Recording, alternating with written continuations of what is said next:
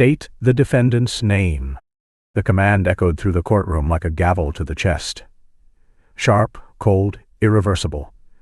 And as the shackled old man with a silver beard slowly raised his head, his voice, worn down by decades of sand, silence, and service, cut through the room like a blade of memory. Charles D. Walker, Sergeant, Explosive Ordnance Disposal, Unit 7, and for a moment, no one breathed. Not the judge, not the bailiff, not even the journalists scribbling from the back row. Then the heavy courtroom doors creaked open, and a 4-star general stepped into the chamber in full dress uniform, his presence so commanding, so laden with weight and history, that the atmosphere itself shifted. Every soldier, every officer, every civilian rose instinctively to their feet, all except Charles, who remained seated, still and silent, like a man who had carried the burden of being forgotten for so long that applause no longer reached him. Just the night before, he had limped through a blizzard on a shattered hip, not to steal, not to fight, but to retrieve a military-issued sleeping bag that might help him survive one more night on the edge of invisibility. For that, they locked him in chains. Before this story ends, someone will salute, a nation will remember, and a forgotten warrior will finally stand tall. If that still matters to you, stay with us. Comment on our if you believe no soldier should fade into silence. And if your heart still answers when duty calls, then this story was meant for you. At 73 years old, Charles D. Walker looked like a man time had weathered, but never broken. A wiry frame, cloaked in layers of threadbare military green, his shoulders still held straight by memory more than muscle. A full silver beard, masking sun-worn skin, and eyes that didn't dart like the homeless, but studied like the soldier he once was. Quiet pride clung to every movement, not loud or boastful, but anchored deep in the spine, the kind that never asked for permission to stand tall, even when hunched by age and pain.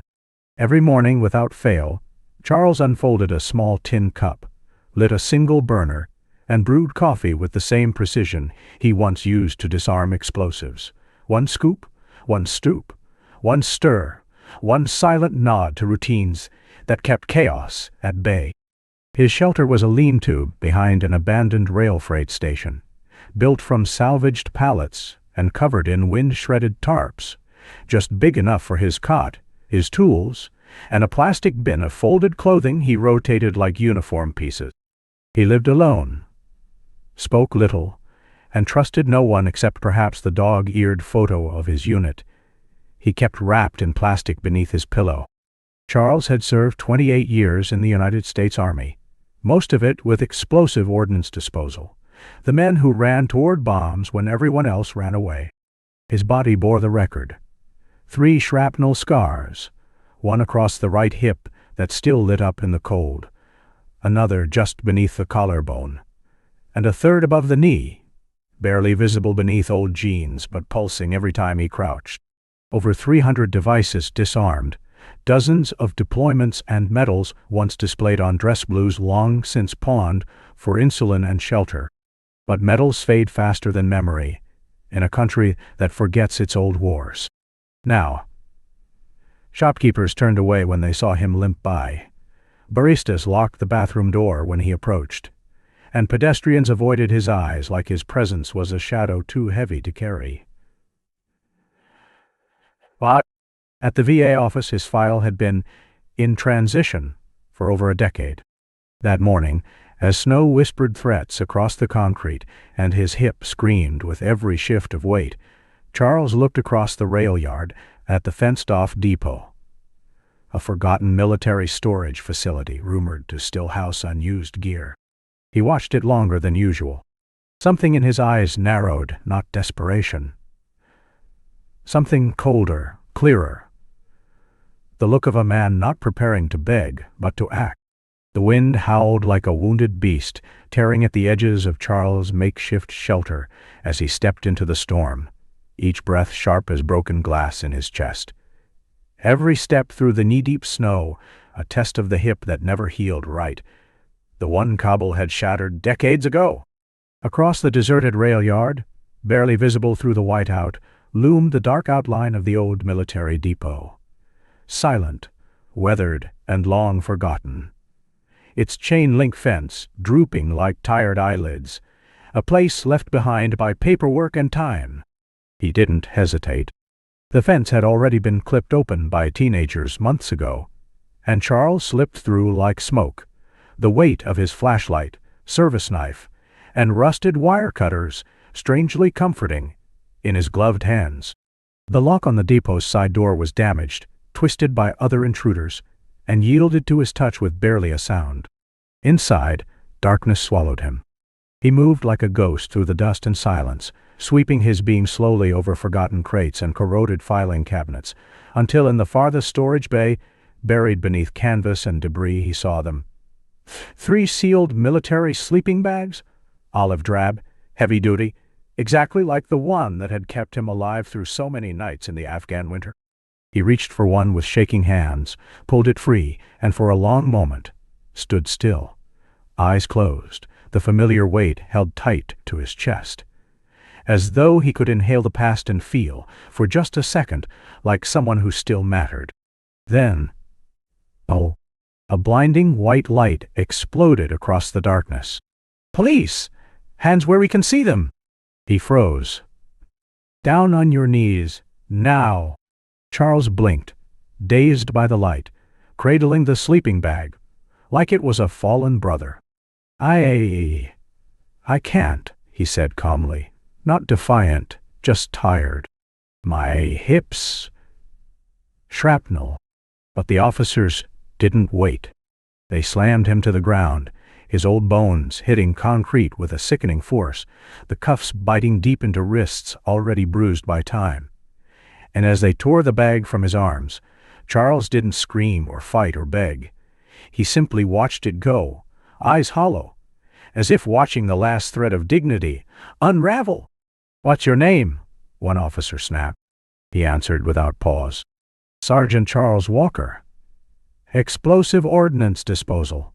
Retired." They smirked. "Well, Sergeant, you're under arrest for breaking and entering and theft of government property." No one asked why a 73-year-old man would risk prison for a sleeping bag.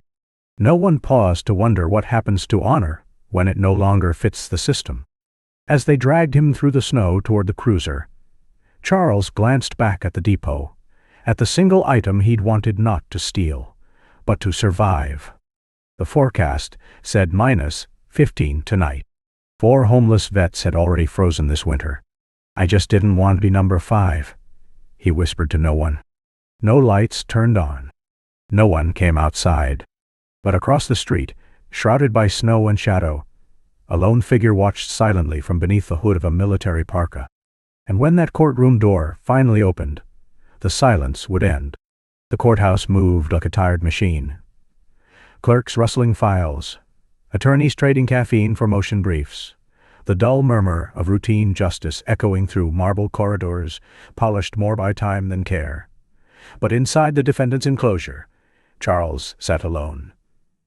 His back ramrod, straight despite the sag of age, and the weight of 3 sleepless nights, under flickering, the orange jumpsuit draped from his shoulders like a borrowed shame, his hands resting calmly in his lap, wrists red where the cuffs had bitten earlier, but his expression unshaken, carved in quiet defiance. His public defender, a woman half his age with a stack of cases twice her strength, had glanced at him no more than twice. "They're offering probation and 200 hours of community service if you plead guilty," she had muttered, already flipping to the next file. "Given your history, it's more mercy than most get." Charles had only looked up once to say, "I didn't steal anything. I just didn't want to die in the cold." She didn't reply. When his case was called, no heads turned. Just another old man in chains. The prosecutor, sharp-suited and sharper-tongued, delivered the facts with mechanical precision. Trespassing, attempted theft of government property, previous citations for loitering, 1 for vagrancy, all delivered like numbers on a spreadsheet. The judge listened, unimpressed, flipping pages like sorting through junk mail. Charles stood slowly when prompted, his voice steady as he said, "I served 28 years. I didn't break in to take, I went there to live." The courtroom remained still, unimpressed, unmoved. Then, the back doors opened. It wasn't loud. It wasn't rushed. It didn't need to be. A man stepped inside. Civilian coat. No uniform. But everything about him betrayed the warrior underneath. His gait wasn't fast, but purposeful. Each step deliberate, as if the ground rose to meet his boots. His jaw was clenched, like a man used to silence being more effective than noise. Salt and pepper hair cropped tight, posture straight as a flagpole in parade rest. There was nothing casual in his entrance, and yet nothing performed. People noticed. A pause rippled through the room like dropped glass in a chapel. The prosecutor faltered. The judge looked up. Even the bailiff unconsciously adjusted his stance. The man said nothing. He walked down the aisle like he'd walked tarmacs and war zones, one foot after the other, boots whispering across linoleum, eyes locked on a single target. Charles didn't look up at first. But then he did. And something passed between them in that glance. Recognition, yes, but more than that. Weight, history, debt. The man reached the defense table, reached into the inside pocket of his coat, pulled out a single folded note and placed it quietly beside Charles. Then he leaned in, just slightly, and said, barely above a whisper, "Tomorrow, they'll remember who you are." And just like that, he turned and walked back down the aisle. No badge, no title, no explanation. But no one asked, because no one needed to. Everyone in that room, defense, prosecution, judge, clerk, felt something shift in the air. Everyone knew what came next. The room didn't breathe. Not after he spoke. Not after that voice. Firm, calm, absolute. Spilled 4 words that settled like a gavel into the heart of the court. I was the boy. From the rear, all eyes turned to the man standing tall in the gallery, hands folded before him, bearing the weight of 4 stars and a past he had never shared in public until now. Judge Harlow's voice cracked slightly when he asked, "State your name." But everyone already knew. "General Marcus Merritt," the man answered. "United States Marine Corps, retired." He stepped forward. No fanfare. No hesitation. Just presence. Boots like anchors. Posture like armor. The kind of gravity you couldn't fake and wouldn't dare interrupt. He walked toward the bench, but turned to the prosecutor instead, his gaze direct, cold, not cruel, but final. "You're charging the man who saved my life for taking a sleeping bag," Merritt said. "The same kind that kept him alive in Kandahar. The same kind he once used to shield a 10-year-old boy from flying debris in Beirut." The prosecutor chuckled. "Too late, too brittle. With all due respect, General, that doesn't change the fact he broke into." "Broken?" Merritt cut in, voice low but edged. He reached into his coat, pulled out a declassified medical chart, and placed it on the prosecution table. "Those are his wounds. Hip and lower back, sustained in 1984, matched by VA records you couldn't find." The room was frozen. Even the court reporter paused her fingers mid-keystroke. The judge leaned back slowly, eyes locked on the man who now stood between history and the system. "Sergeant Walker's service record," Merritt added, unfolding another document, "was scattered during the 2003 transition. We reconstructed it. 28 years, 3 Purple Hearts, Silver Star recommendation. The depot he entered, decommissioned in 2015. Legally abandoned." The prosecutor looked down, face flushing, fingers twitching slightly as if searching for something. An objection, a counterpoint, maybe just dignity. But Merritt wasn't finished. He turned to Charles. His expression softened, but his voice held. "You told me I'd do great things one day. I have, because of you." Then, like a blade through fog, he looked back at the prosecutor. "You want to prosecute someone?" he said. "Start with the system that forgot him." Nobody moved. No one dared. From the gallery, an officer stood. Then another, and another, until every veteran in that room was silently on their feet. The prosecutor didn't laugh this time. His jaw twitched. His eyes shifted.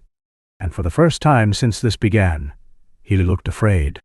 The moment the footage flickered onto the courtroom monitor, every breath in the room seemed to pause mid-air, as if time itself had taken a step back, unsure whether to move forward into justice or remain frozen in the comfort of willful ignorance. There, on the screen, grainy yet unmistakable, was Charles Walker, hunched against the wind, his limp dragging like a shadow behind him, slipping through an already damp. The camera didn't lie. It never blinked, never distorted, never explained, and it captured, with merciless honesty, the frailty of a man looking not for crime, but for survival, lifting a military-issue sleeping bag with the reverence of someone touching the last echo of a life where he had purpose, where every heartbeat meant something to someone else. Then the second clip began to roll, audio this time, clear and damning. The voices of the arresting officers, one of them mocking. "This place is junk, man. Been shut down for years," while the other laughed as he tossed the sleeping bag into the back of the cruiser like garbage. Not evidence. The prosecutor, who just an hour earlier had puffed with certainty and scorn, now sat as though gravity had doubled, his shoulders caving inward, hands twitching uselessly near the edge of the desk, his lips slightly parted as if searching for a defense that no longer existed, his gaze avoiding the screen, the judge, the gallery, everyone. Judge Harlow, now standing, nodded once toward the bailiff, who crossed the floor and returned with 2 federal marshals, their entrance quiet but final, like punctuation at the end of a very long, very bitter sentence. One handed over a sealed folder stamped with Department of Justice insignia. The judge skimmed its contents, his jaw tightening as he spoke. "This confirms the depot was officially decommissioned on February 11th, 2015, and its inventory listed as non-federal surplus. Therefore, Mr. Walker did not commit a crime." Gasps didn't erupt. They seeped. The gallery shifted, like a room remembering how to breathe. In the third row, a woman who had once laughed when Charles pled, not guilty, now lowered her eyes. The bailiff who once avoided his gaze now turned away in shame. The public defender who hadn't believed in him looked as if she'd forgotten how to sit still. But the final blow had not yet landed, because when the marshals turned, it wasn't toward Charles. It was toward the prosecutor. One leaned in, whispered a directive, and the man's face crumbled in real time, his hands rising instinctively as though trying to hold on to something already falling apart. The courtroom, again, said nothing. No cheers. No outcry. Just the unrelenting silence of justice rebalancing its weight. And at the center of it all, Charles Walker remained still, eyes forward, jaw steady, not basking in victory, but witnessing something rarer, a system correcting itself not through violence or vengeance, but by finally listening to the truth that had been buried beneath its own paperwork for far too long. Long after the marshal's footsteps faded, the courtroom remained still, like a room holding its breath, not out of fear anymore, but something quieter, heavier. No one spoke, not because they were forbidden, but because suddenly words felt unworthy, insufficient. It began not with a speech, not with some grand gesture, but with the softest thing of all. A woman's hand, trembling slightly, reaching for a tissue from her purse, and offering it, without a word, to Charles Walker as he stood, not broken, but quietly upright, like an oak that had weathered too many winters to fall now. The court clerk, who had avoided his eyes during every filing and roll call, now stepped forward, his posture unsure, the weight of his own silence heavier than the folders he clutched every morning. "Sir," he murmured, not knowing what else to say, only that standing still now felt like standing on the wrong side of something sacred. In the benches behind, a few people shifted. One man rose, walked over, and extended his hand. His grip was firm, but his eyes were wet, glistening in a way that betrayed the shame behind decades of apathy. The public defender, whose indifference had once spoken louder than words, now stood beside Charles without being asked, her file clutched to her chest like something shameful, her mouth opening as if to apologize. Yet no words coming, because nothing in that moment could feel like enough. And Charles, still wearing the same worn shoes and coat, didn't gloat, didn't flinch, didn't even blink. He simply nodded once, just enough to say, "I see you. I forgive you. But I won't forget." General Merritt hadn't left either. He stood a few paces behind, silent as ever, letting Charles absorb what decades had denied him. Not applause, not headlines, but eye contact. Eye contact that said, "You matter. You're real. And we were wrong." Outside the courthouse, the wind had softened, no longer biting, just moving gently through the streets of a town that had finally remembered it had once been home to heroes. Someone held the door open for Charles. Another person offered him coffee, warm and plain but carried like an offering. A child saluted him, not on command, but instinct. And across the street, someone lowered their phone, choosing presence over spectacle.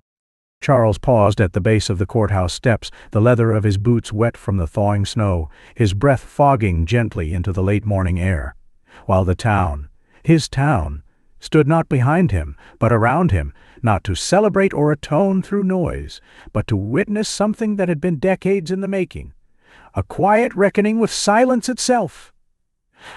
The barista from the corner cafe left a paper cup on the stone ledge, no name scribbled on it, just 2 words, "Thank you." The sheriff, who once avoided eye contact, now stood with his hat in hand, eyes cast down, not out of guilt, but reverence. And Charles, still holding nothing but his dignity, watched it all unfold, not as a man vindicated, but as one reclaimed. He did not smile. He did not cry. But he stood, steady and still, as if holding together something fragile inside him that had nearly come undone. But didn't. Because maybe that's what coming home truly means. Not that people never turn away, but that they remember how to return. The bar had changed. Not in noise or neon, or the placement of chairs, but in something quieter. Where once there had been a cracked section of wall covered in faded beer ads and scribbled graffiti, there now hung a shadow box framed in dark walnut. Inside, behind thick glass, rested a pair of worn military boots, a weathered photo of a young man in uniform, and beneath it, a single brass nameplate. Charles Walker, EODUS, Army, 1975, 2003. Above it fluttered a folded flag, edges sun-worn, corners still stiff from ceremony. No spotlight, no plaque shouting heroics, just presence.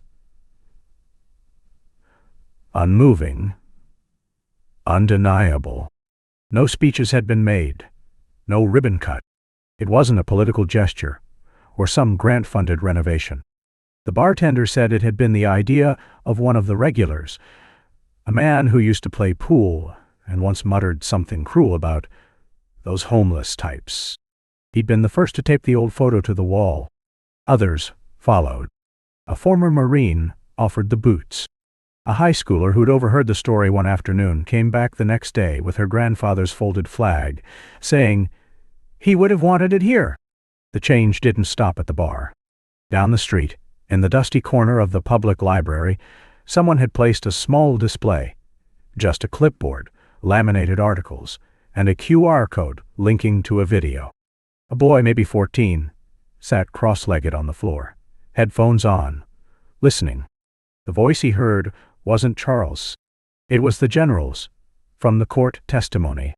It played on loop, his words slow and heavy, etched with memory.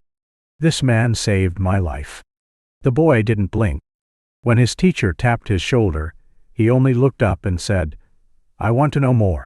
Charles never told the story himself. He never corrected the versions people told.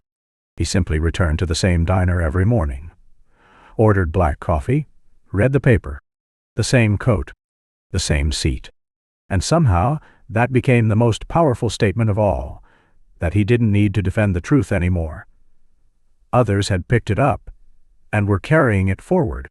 At Veterans Hall, a wall once blank now bore a modest bronze plaque.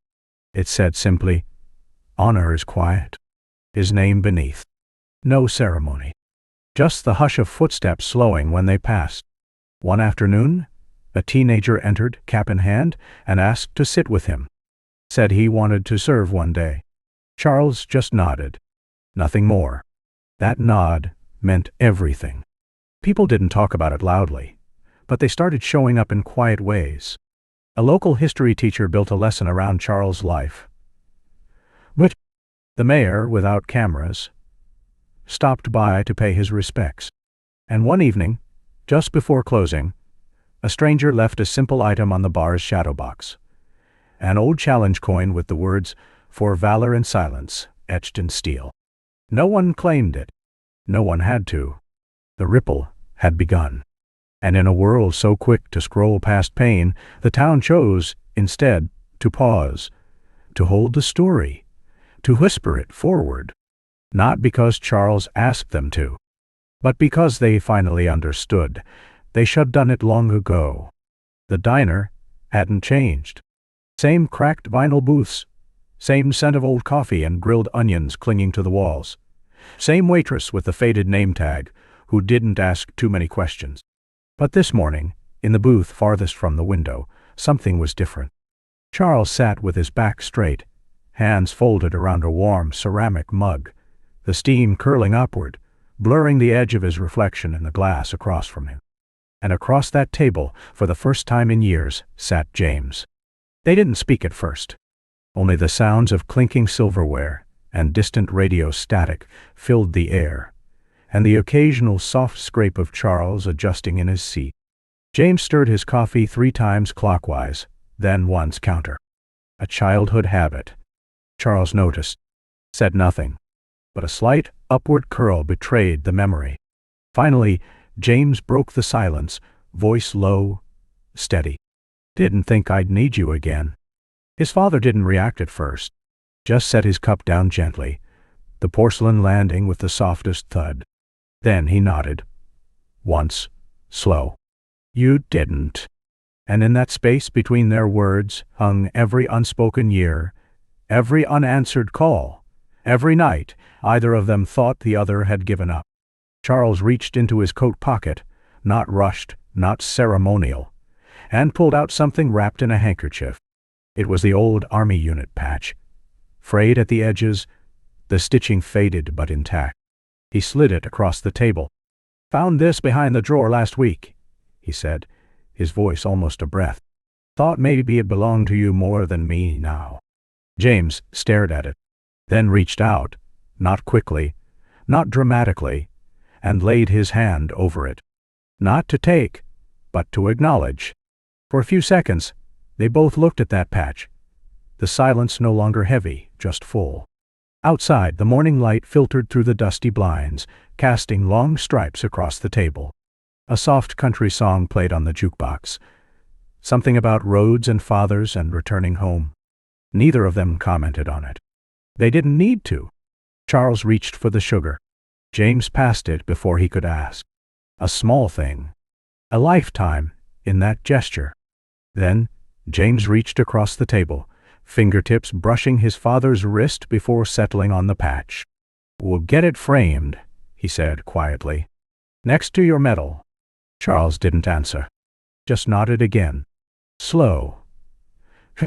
Firm. There.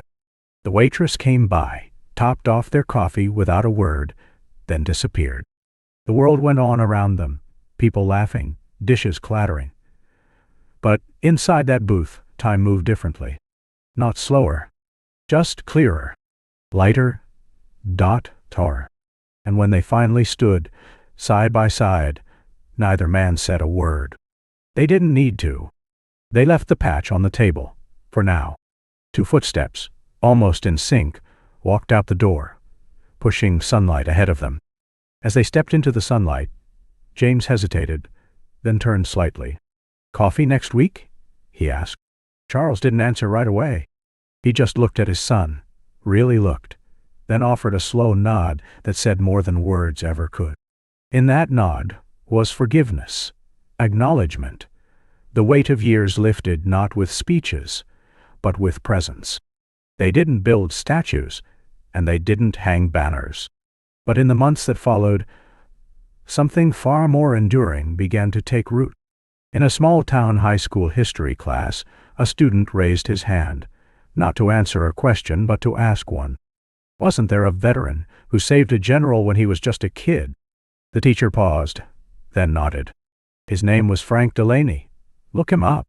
In the town library, a yellowing newspaper clipping was quietly laminated and slid into the front of the veteran's records binder. No announcement made, just someone who thought it mattered enough to preserve. At the corner barbershop, the one with the uneven blinds and the old Navy calendar still stuck on May, people started nodding at the framed photo near the cash register. Not just because of the uniform, but because of the man behind the eyes. "That's Delaney," one barber would say.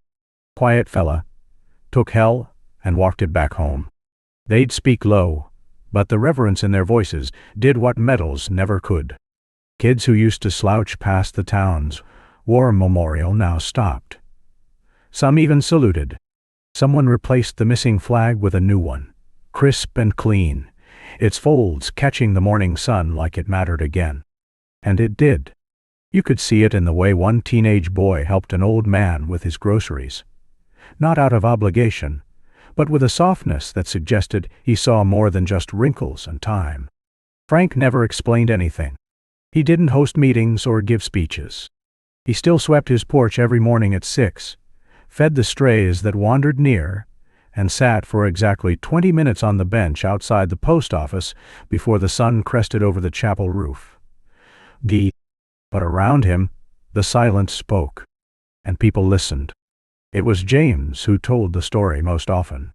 Not with dramatics, but with the kind of clarity that came from watching your father shoulder the weight of a world without complaint. When local students invited veterans to speak, it was James they asked for, and through him, they heard Frank. One 8th-grade girl wrote a short essay titled, "The Man with Quiet Hands."